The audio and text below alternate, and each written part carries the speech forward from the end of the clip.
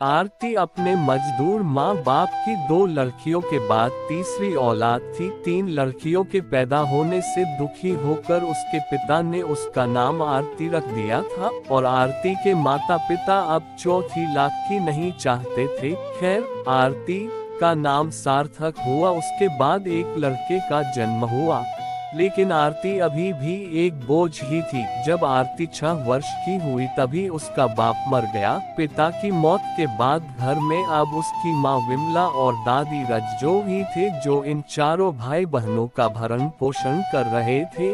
आरती की दादी रज्जो को आज भी बेटे की मौत से ज्यादा दुख ये था कि आरती का बाप अपने पीछे 3 लड़कियों को छोड़ गया था। वो अक्सर कहा करती थी, खुद तो मुक्ति पाली थी, अब पता नहीं मेरी बुलावा कब होगी, कब भगवान इन नरकों से मुझे मुक्ति देगा।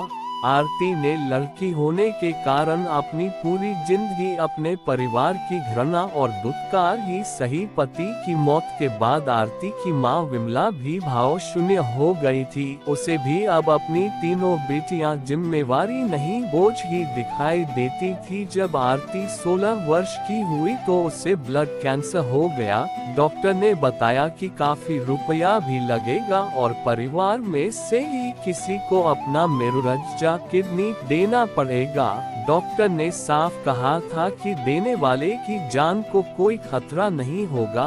16 साल की लड़की के ब्लड कैंसर होने की खबर जैसे ही गांव वालों को लगी तो आरती के लिए गांव वालों का दिल पसीज गया। घर की मारी हालत देख आरती के इलाज का पूरा खर्चा गांव वालों ने उठाने का फैसला किया, लेकिन यह समस्या पैसे की नहीं आ रही थी।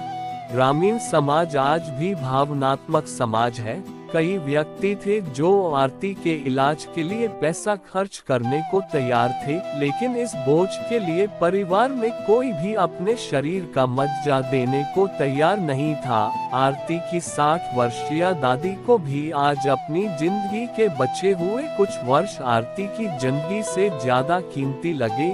वो लड़की थी, इसलिए उसके परिवार के लिए उसकी जिंदगी बोझ थी। अपनी बीमारी से घुटती आरती आज मर चुकी थी।